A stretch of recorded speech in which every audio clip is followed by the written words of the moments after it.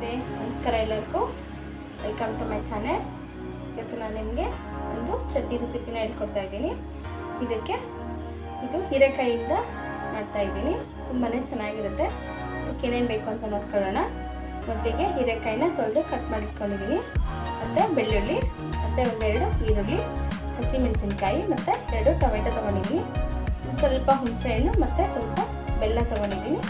ಆನಂತರ ಸ್ವಲ್ಪ ರುಚಿಗೆ ತಕ್ಕನಾಗೆ ಉಪ್ಪು, ಜೀರಿಗೆ, ಕೊತ್ತಂಬರಿ, ಸ್ವಲ್ಪ ಕಾಯಿ ತುರಿ. ಇದು ಶೇಂಗಾ ಪುಡಿ. ಇದು ಶೇಂಗಾನಾದ್ರೂ ಹಾಕ್ಬೋದು, ಪುಡಿನಾದ್ರೂ ಹಾಕ್ಬೋದು. ನಾನು ಪುಡಿ ಹಾಕ್ಕೊತಾ ಇದ್ದೀನಿ. ಪುಡಿ ಇಲ್ಲಾಂದರೆ ಶೇಂಗಾ ಹಾಕ್ಕೊಳ್ಳಿ, ಚೆನ್ನಾಗಿರುತ್ತೆ. ಬನ್ನಿ ಹೇಗೆ ಮಾಡೋದು ಅಂತ ನೋಡ್ಕೊಳ್ಳೋಣ. ಮೊದಲಿಗೆ ಪ್ಯಾನ್ ಇಟ್ಕೊಂಡಿದ್ದೀನಿ. ಕಾಯಿ ಇಡೋಣ. ಸ್ವಲ್ಪ ಬಿಸಿ ಆಗಲಿ. ಇದು ಇದಕ್ಕೆ ಒಂದು 2 ಟೀ ಸ್ಪೂನು ಎಣ್ಣೆ ಹಾಕೋತಾ ಇದ್ದೀನಿ. ಎಣ್ಣೆ ಸ್ವಲ್ಪ ಬಿಸಿ ಆಗಲಿ.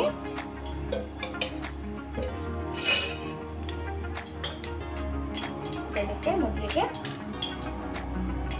ಎಣ್ಣೆ ಕಾದಿದೆ. ಮೊದಲಿಗೆ ಹಸಿಮೆಣಸಿನಕಾಯಿ ಹಾಕೋತಾ ಇದ್ದೀನಿ. ಇದೆಲ್ಲ ಸ್ವಲ್ಪ ಫ್ರೈ ಮಾಡ್ಕೊಳ್ಳೋಣ. ಎಲ್ಲ ಒಟ್ಟಿಗೆ ಹಾಕೋಬೋದು, ಏನು ತೊಂದರೆ ಇಲ್ಲ.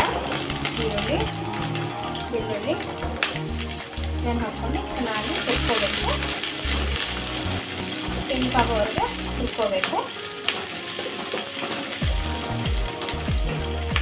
ತುಂಬಾ ಚೆನ್ನಾಗಿರುತ್ತೆ. ಬಾಯಿ ಕೆಟ್ಟಾಗ ಈ ಥರ ಚಟ್ನಿ ಎಲ್ಲ ಇದ್ದರೆ ಅದಕ್ಕೆ ತುಂಬಾ ಚೆನ್ನಾಗಿರುತ್ತೆ. ಟೊಮೆಟೊ ಚಟ್ನಿ, ಪುದೀನ ಚಟ್ನಿ, ಬದನೆಕಾಯಿ ಚಟ್ನಿ ಆ ಥರ ಎಲ್ಲ ಇರುತ್ತಲ್ಲ, ಅದರಲ್ಲಿ ಇದು ಒಂದು ಹೀರೆಕಾಯಿ ಚಟ್ನಿ ಸಿಪ್ಪೆಯಲ್ಲಿ ಮಾಡ್ತಾರೆ ಹೀರೆಕಾಯಿದು. ಇದು ಒಂಥರ ಚೆನ್ನಾಗಿರುತ್ತೆ. ಮನೇಲಿ ಟ್ರೈ ಮಾಡಿ ನೋಡಿ ಹೇಗೆ ಬರುತ್ತೆ ಅಂತ ನನಗೆ ಕಮೆಂಟ್ ಸೆಕ್ಷನಲ್ಲಿ ತಿಳಿಸಿ. ಇದು ಸ್ವಲ್ಪ ಕಲರ್ ಚೇಂಜ್ ಆಗಲಿ. ಇದಕ್ಕೆ ಟೊಮೆಟೊ ಹಾಕೋತಾ ಇದ್ದೀನಿ. 2 ಮೀಡಿಯಮ್ ಸೈಜು. ಇದನ್ನು ಹುರ್ಕೊಳ್ಳೋದು ಚೆನ್ನಾಗಿ.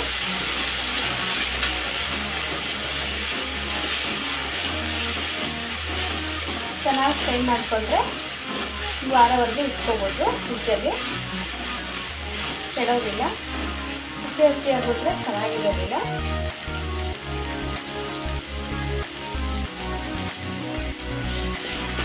ಇದು ಫ್ರೈ ಆಗ್ತಾ ಇದೆ.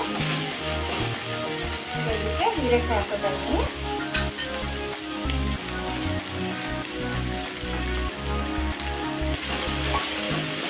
ಈ ಥರ ಎಲ್ಲನೂ ಸ್ವಲ್ಪ ಎಣ್ಣೆ ಮುಂದೆ ಹಾಕ್ಕೊಂಡು ಚೆನ್ನಾಗಿ ಫ್ರೈ ಮಾಡ್ಕೊಳ್ತೀನಿ. ಬಿಸಿ ಅನ್ನಕ್ಕೆ ತುಪ್ಪ ಹಾಕ್ಕೊಂಡು ತಿಂತಾಯಿದ್ರೆ ತುಂಬಾ ಚೆನ್ನಾಗಿರುತ್ತೆ. ಚಪಾತಿಗೆ, ರೊಟ್ಟಿಗೆ ಎಲ್ಲದಕ್ಕೂ ಊಟದ ಜೊತೆ ಸೈಡ್ ಡಿಶ್ ಆಗಿ ಚೆನ್ನಾಗಿರುತ್ತೆ.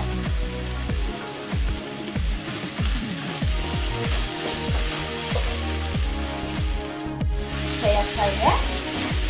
ಈ ಥರ ಚೆನ್ನಾಗಿ ಫ್ರೈ ಆಗಬೇಕು. ಇದಕ್ಕೆ ಸ್ವಲ್ಪ ಒಂದು ಅರ್ಧ ಟೀ ಸ್ಪೂನ್ಸು ಜೀರಿಗೆ ಹಾಕೋತಾ ಇದ್ದೀನಿ. ನಂತರ ಕಾಯಿ ತುರಿ ಇದೆಯಲ್ಲ ಅದನ್ನು ಹಾಕೋತಾ ಇದ್ದೀನಿ. ಎಣ್ಣೆ ಜೊತೆ ಸರಿಯಾಗಿ ಕೊತ್ತಂಬರಿ ಮತ್ತು ಸ್ವಲ್ಪ ಹುಣಸೆಹಣ್ಣು, ನಂತರ ಸ್ವಲ್ಪ ಬೆಲ್ಲ ಹಾಕೋತಾ ಇದ್ದೀನಿ. ಎಲ್ಲನೂ ಚೆನ್ನಾಗಿ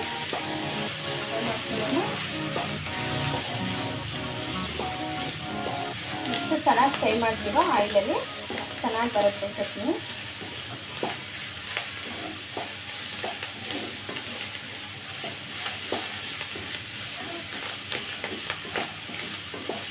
ಹಾಗೆ ಹಾಗೆ ಶೇಂಗಾನಾದ್ರೂ ಹಾಕ್ಕೋಬೋದು ಅಥವಾ ಶೇಂಗಾ ಪುಡಿನಾದ್ರೂ ಹಾಕ್ಕೋಬೋದು. ನಾನು ಪುಡಿ ಹಾಕ್ಕೋತಾ ಇದ್ದೀನಿ. ಸ್ವಲ್ಪ ಒಂದು 2 ಸ್ಪೂನಷ್ಟು ಶೇಂಗಾ ಪುಡಿ ಹಾಕ್ಕೊಂಡಿದ್ದೀನಿ.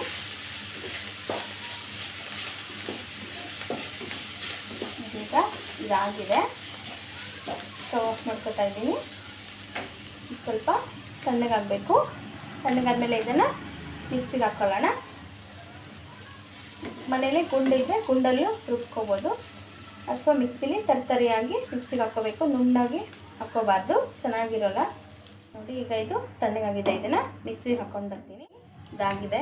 ಈ ಥರ ತರ್ತರಿಯಾಗಿ ಮಿಕ್ಸಿಗೆ ಹಾಕ್ಕೊಂಡು ಬಂದಿದ್ದೀನಿ. ಈಗ ಇದಕ್ಕೆ ಒಂದು ಒಗ್ಗರಣೆ ಕೊಟ್ಕೊಳ್ಳೋಣ. ಚಿಕ್ಕದು ಒಗ್ಗರಣೆಗೆ ಕಡಾಯಿ ಇಟ್ಕೊಂಡಿದ್ದೀನಿ. ಅದಕ್ಕೆ ಒಂದು ಸ್ಪೂನಷ್ಟು ಎಣ್ಣೆ ಹಾಕ್ಕೊಳ್ಳೋಣ. 1 ರಿಂದ 1.5 ಸ್ಪೂನು. ಒಗ್ಗರಣೆಗೆ ನಾನು ಸಾಸಿವೆ, ಕರಿಬೇವು, ಒಣಮೆಣಸಿನ್ಕಾಯಿ ಮತ್ತು ಹಿಂಗೆ ತೊಗೊಂಡಿದ್ದೀನಿ.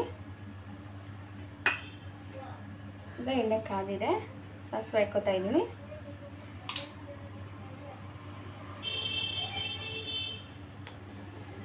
ಸಾಸಿವೆ ಚಟಪಟ ಸಿಡಿಲಿ ಸ್ವಲ್ಪ.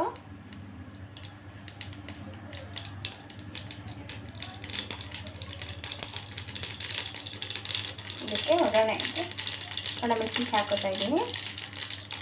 ಹಾಗೆ ಕರಿಬೇವು ಹಾಕ್ಕೋತಾ ಇದ್ದೀನಿ.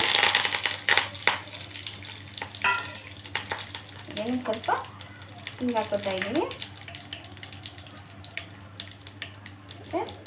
ಆಫ್ ಮಾಡ್ಕೊಳ್ಳೋಣ.